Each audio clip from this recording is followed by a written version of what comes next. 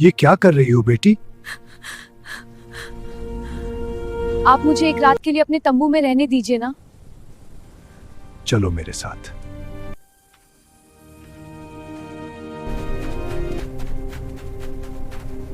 ये ऐसे नाहिन मानेंगे, इन्हें आहिस्ता आहिस्ता मनाना होगा।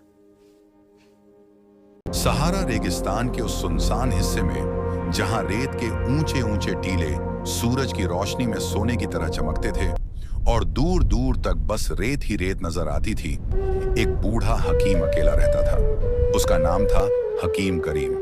पहले वह शहर में एक नामी हकीम हुआ करता था, लेकिन जब उसकी इकलौती बेटी ने घर छोड़ दिया तो उसका सारा संसार उजड़ गया। उसने सब कुछ त्याग कर सहारा के इस वीरान इलाके में आकर एक छोटा सा तंबू डाल लिया। पास ही एक छोटा सा ओएसिस था जहां खजूर के कुछ पेड़ थे और एक पुराना पानी का चश्मा। दिन भर वह जड़ी बूटियां इकट्ठा करता, बीमार बधू रेगिस्तानी लोगों का इलाज करता।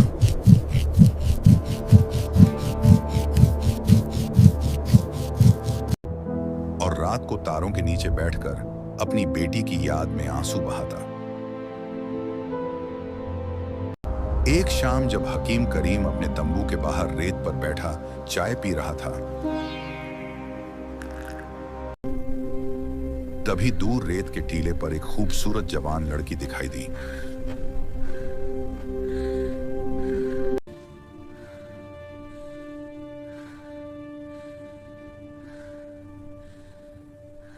उसके कपड़े रेत से सने हुए थे, चेहरा थका हुआ और पांव लड़खड़ा रहे थे। लड़की कई दिनों से रेगिस्तान में भटक रही थी और अब उसका सब्र जवाब दे चुका था।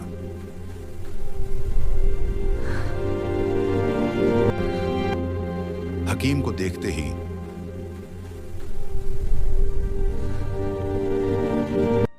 उसने अपनी सलवार के पायछे थोड़े ऊपर किए और जोर जोर से चिल्लाई, बचाओ, कोई है, मदद करो। बचाओ, कोई है, मदद करो। हकीम करीम तुरंत उठे और रेत पर दौड़ते हुए उसके पास पहुंचे। बचाओ, कोई है, मदद करो।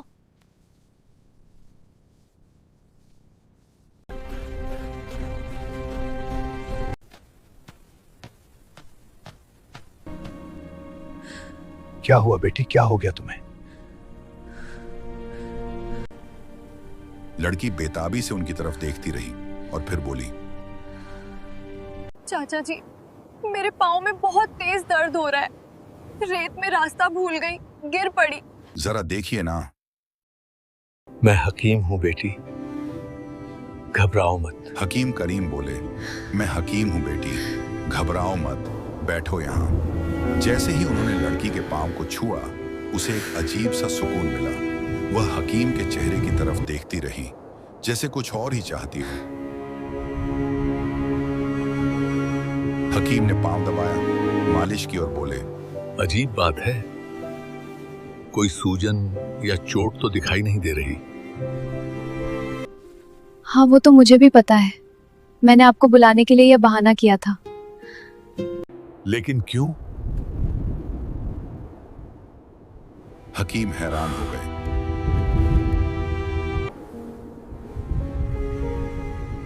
मैं कई दिनों से अकेली इस रेगिस्तान में भटक रही हूँ। रात होने वाली है, यहाँ कहाँ जाऊंगी? लड़की ने आंखें नीची करते हुए कहा, आप मुझे एक रात के लिए अपने तंबू में रहने दीजिए ना।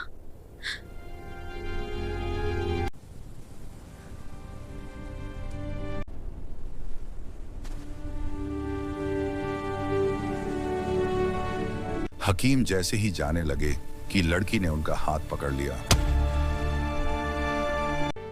नहीं चाचा जी, मैं आपको ऐसे नहीं जाने दूंगी। मैं बहुत डरी हूँ।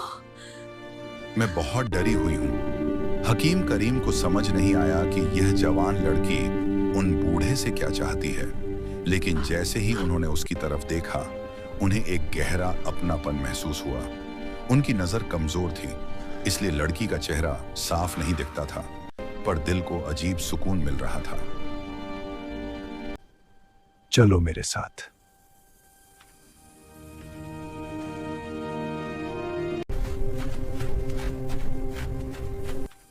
बातें करते करते रात हो गई।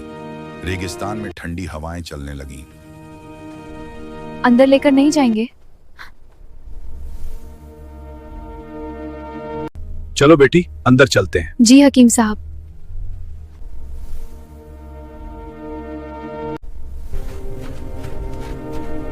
या रब।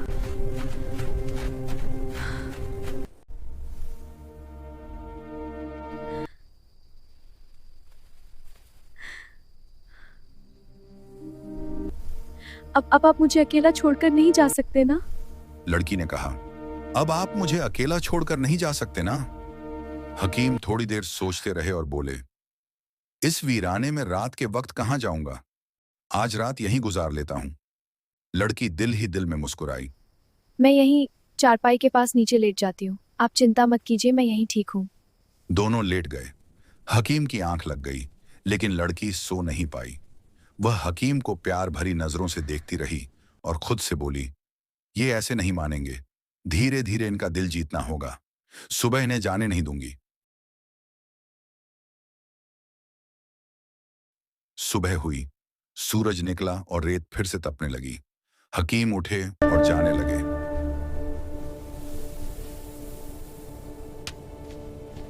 लड़की भी उठी और उनके करीब आकर बोली, 1 मिनट रुकिए। सुनिए, मुझे आपसे कुछ कहना है। मुझे काम है बेटी, अब जाना होगा। 1 मिनट रुकिए। कहाँ जा रहे हैं आप? मेरे चेहरे को देखिए, क्या कुछ याद नहीं आ रहा? हकीम ने देखा, लेकिन नजर कमजोर होने की वजह से साफ नहीं दिखा। उन्होंने कहा, मुझे काम है बेटी, अब जाना होगा। जब लड़की को लगा कि हकीम जाने वाले हैं, तो उसने कहा, 1 मिनट रुकिए, मैं अभी आती हूँ। वह तेजी से रेत के टीले की तरफ दौड़ी। एक खजूर के पेड़ के पास पहुंची, 2 खजूर तोड़े, फिर जोर से चीख मारी और रेत पर आंखें बंद करके लेट गई। हकीम चीख सुनकर भागे। बेटी, ये आवाज कहां से आई? बेटी! लड़की को बेहोश पड़ा देखकर घबरा गए। सुन रही हो? उठो बेटी। उन्होंने उसे हिलाया, ओएसिस से पानी लाकर चेहरे पर छिड़का। होश में आओ बेटी।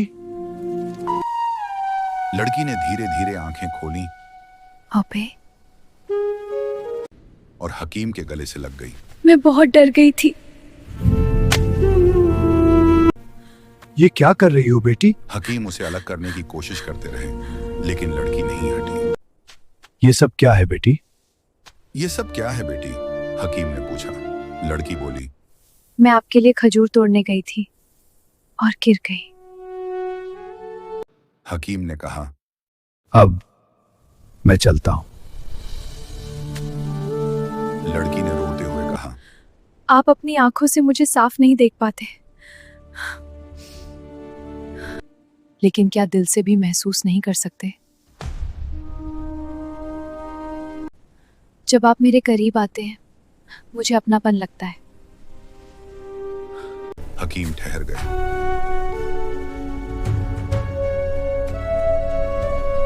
लड़की ने उन्हें वापस तंबू के पास ले आई।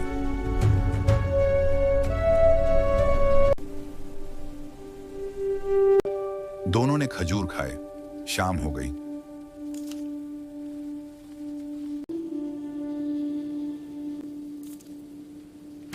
लड़की ने अचानक कहा, अपनी टांगें सीधी कीजिए।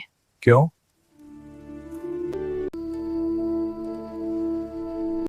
आप थक गए होंगे, मैं दबा देती हूँ। फिर लड़की ओएसिस से पानी लाई, हकीम को पिलाया।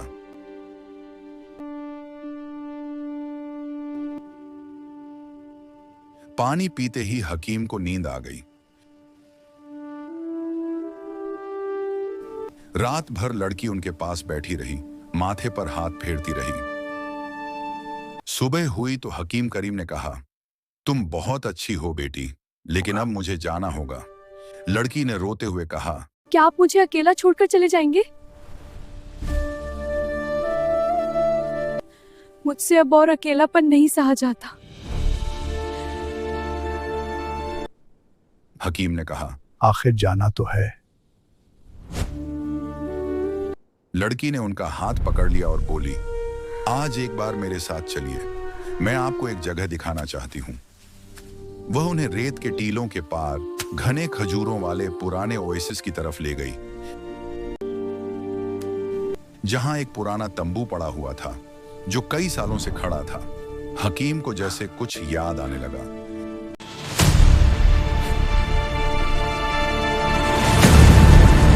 लड़की ने कहा, अंदर चलिए ना। नहीं, मैं वापस चलिए जा ना। रहा हूँ। नहीं, मैं वापस जा रहा हूँ। गई। लड़की उनके पीछे दौड़ी और बोली। मुझे पता है कि आप इस जगह को जानते हैं। हकीम ठहर गए। आप जिस लड़की को यहाँ लाए थे, मैं उसे भी जानती हूँ।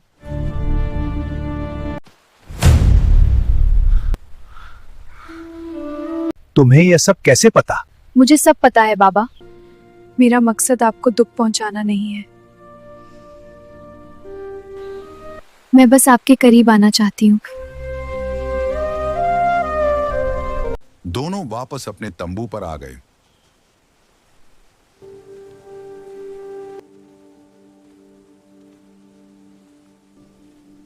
रात हुई, हकीम लेट गए।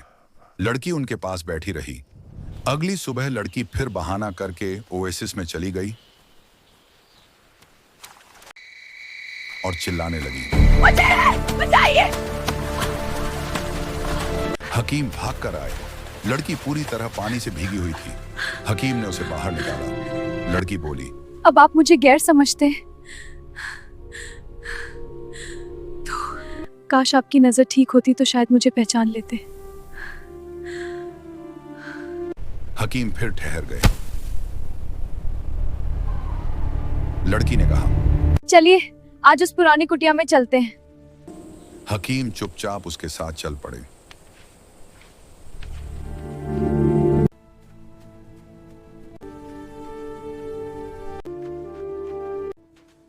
मैं आपके बगैर नहीं रह सकती। पुराने तंबू के अंदर जाते ही लड़की हकीम के गले लगकर फूट फूट कर रोने लगी।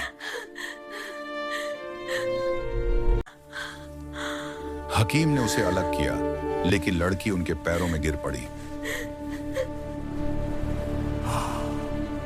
फिर लड़की उन्हें बाहर एक रेत के टीले पर ले गई और बोली, क्या यह जगह भी आपको याद नहीं? क्या यह जगह भी आपको याद नहीं? कई साल पहले आप अपनी बेटी को इसी टीले पर लेकर आए थे। हकीम करीम का दिल जोर से धड़का। पुरानी यादें ताजा हो गईं। लड़की ने कहा, आपकी बेटी ने यहीं पर आपका और अपना नाम लिखा था। हकीम की आंखों में आंसू आ गए। तुम कौन हो? लड़की ने कांपती आवाज में कहा, मैं वही बेटी हूँ जो जिससे आप बहुत प्यार करते थे। मैं वही हूँ जिसने आपके लाख मना करने के बावजूद घर छोड़ दिया था। मैंने एक आवारा लड़के से शादी कर ली थी, लेकिन उसने मुझे 4 दिन भी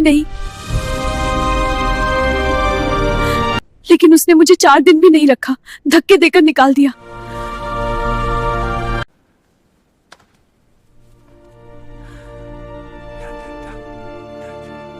जब मैं आपके घर लौटी तो आप जा चुके थे। मोहल्ले वालों ने बताया कि आप मुझे ढूंढते हुए इन पहाड़ियों में चले आए हैं।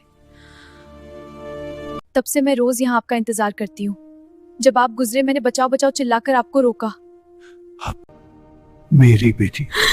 हकीम करीम ने लड़की को जोर से गले लगा लिया। दोनों काफी देर तक रोते रहे। मेरी बेटी, मेरी जान। फिर हकीम ने कहा, तुमने सीधे क्यों नहीं बताया कि तुम मेरी बेटी हो? लड़की बोली, मैंने जो गलती की उसके बाद आपका सामना कैसे करती। मैं डरती थी कि आप मुझे माफ नहीं करेंगे, इसलिए मैं धीरे धीरे आपके करीब आई। आपकी सेवा की, आपके घाव भरने की कोशिश की। हकीम ने बेटी को फिर से गले लगाया और बोले, बेटी, बाप का गुस्सा कितना भी हो, प्यार उससे ज्यादा होता है। तुमने गलती की, लेकिन वापसी का रास्ता कभी बंद नहीं होता। फिर दोनों उसी पुराने तंबू को ठीक करके वहीं रहने लगे।